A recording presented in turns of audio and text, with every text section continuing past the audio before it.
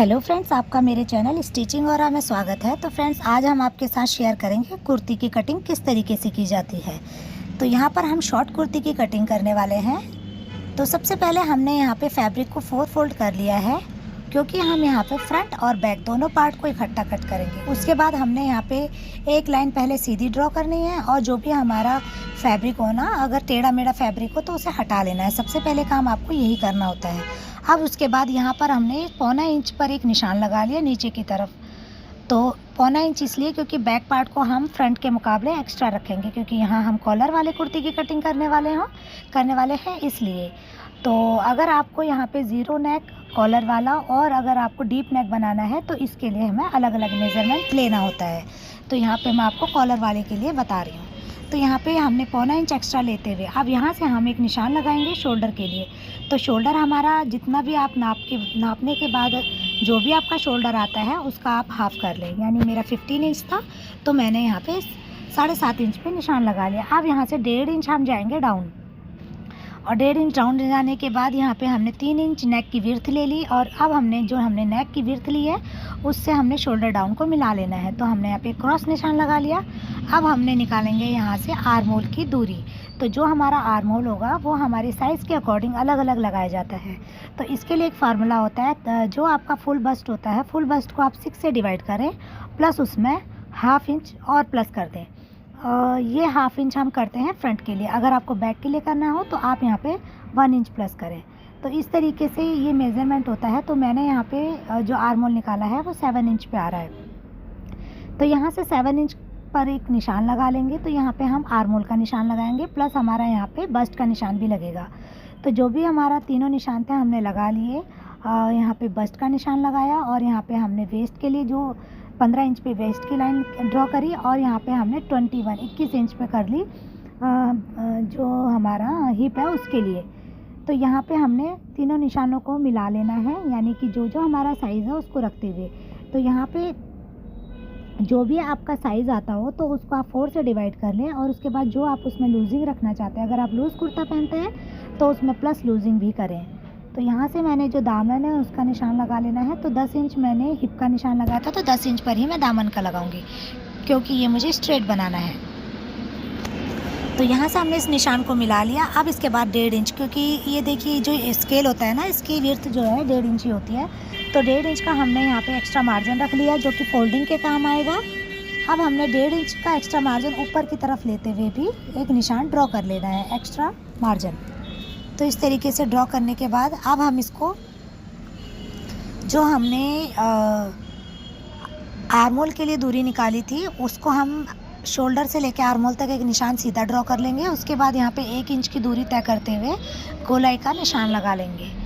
तो यहाँ पे हम 1 इंच इसलिए कर रहे हैं क्योंकि बैक पार्ट एक साथ कट कर रहे हैं। अगर हमें केवल फ्रंट का करना होता है तो हमें 0.75 जितना ही यहाँ पे ऊपर की तरफ जाना होता है। तो यहाँ पे मैंने फ्रंट बैक पे 1/2 इंच एक्स्ट्रा ले लिया था, जो बैक क्रॉस होता है उसके लिए। तो इस तरीके से निशान लग चुके हैं। अब हमने इनको कट कर लेना है।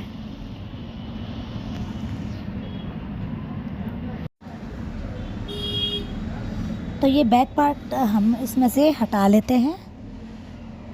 अब इसको हम जो फ्रंट वाला पार्ट है ना, उसमें जो हमने यहाँ पे एक्स्ट्रा था हमारा, क्योंकि हमने दोनों को एक साथ कट किया था।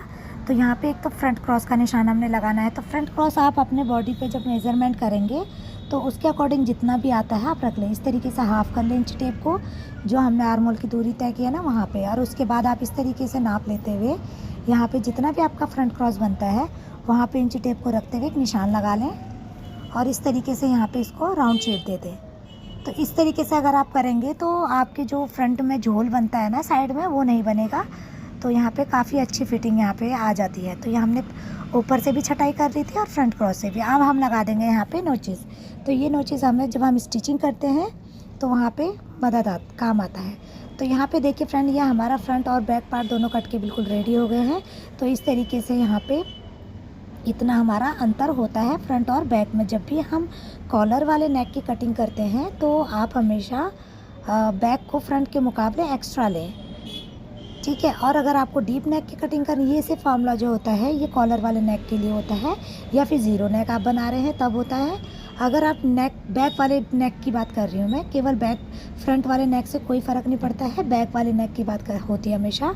तो बैक वाले नेक को अगर आप डीप बना रहे हैं ना, अगर डीप नेक बनता है तो ये सब फिर वहाँ पे फॉर्मूला चेंज हो जाता है।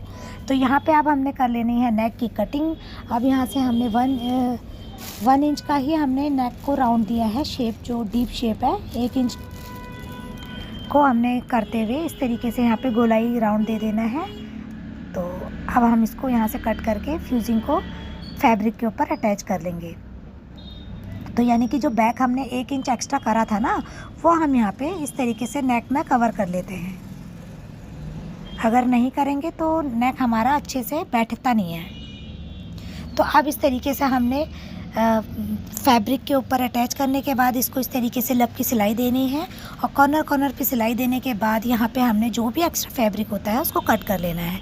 तो ये देखिए हमारा नेक अब हमने मेन फैब्रिक के साथ अटैच कर लिया। अब इसके ऊपर हम ऐसे ही सिलाई रख लेंगे पिन से सिक्योर करने के बाद, और उसके बाद हम इसे कट कर लेंगे नेक को।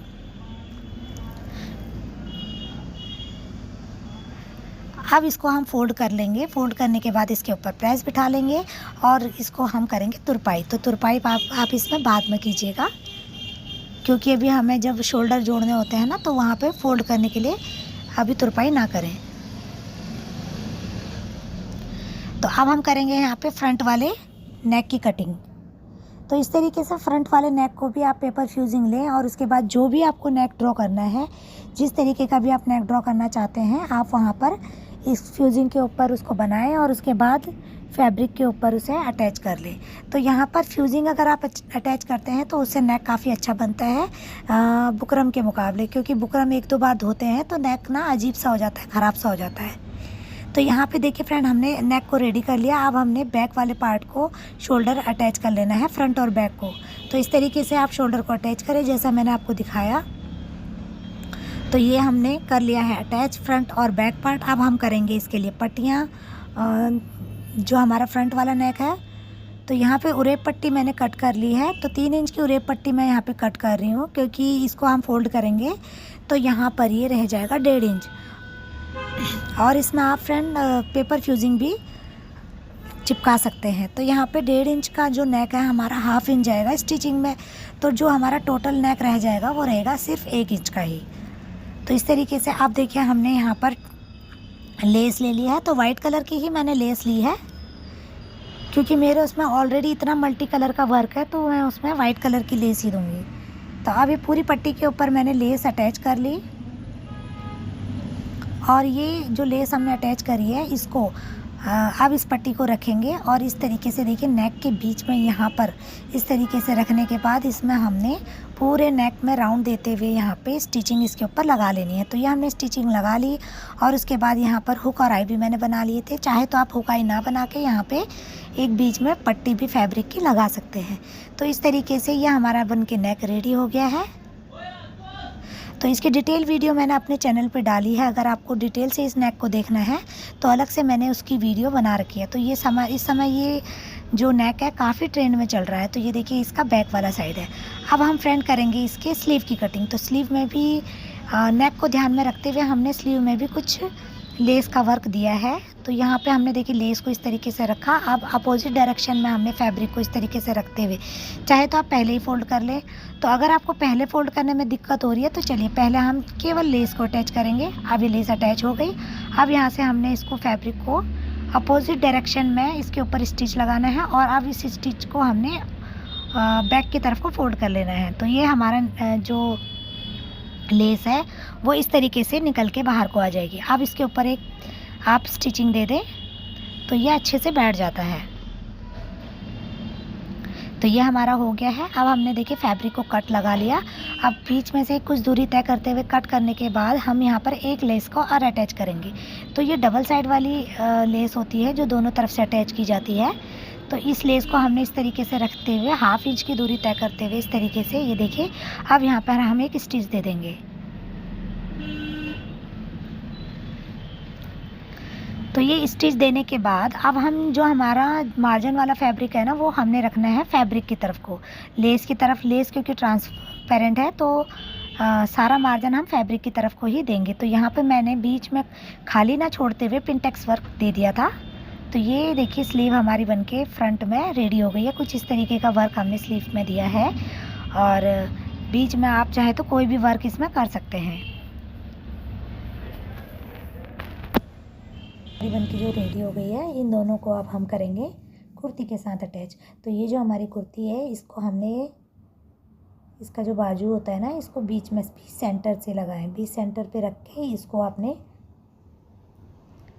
स्टिच दे देना है। सेंटर से आप लगाते हैं तो ज़्यादा बेटर रहता है। तो फ्रेंड्स, आपको यह हमारा वीडियो कैसा लगा? अगर पसंद आए तो प्लीज़ वीडियो को लाइक करें, चैनल को सब्सक्राइब करें और एक प्यारा सा कमेंट भी दें। तो फ्रेंड्स, ये हमने दोनों बाजुएं यहाँ पे अटैच कर ली थी।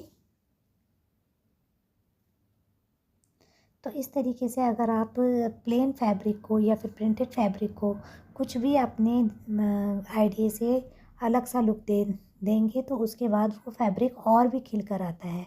तो ये देखिए हमने बाजू अटैच कर ली। और इस तरीके से ये वाली जो कुर्ती है ना फ्रेंड, इस समय पर शॉर्ट कुर्तियाँ काफ़ी इस समय ट्रेंड में चल रही हैं। तो आप इसको जीन्स के ऊपर या फिर किसी भी पैंट के ऊपर पहन सकते हैं। तो फ्रेंड्स, आपको हमारा वीडियो कैसा लगा? अगर पसंद आए तो प्लीज़ वीडियो को लाइक करें, चैनल को सब्सक्राइब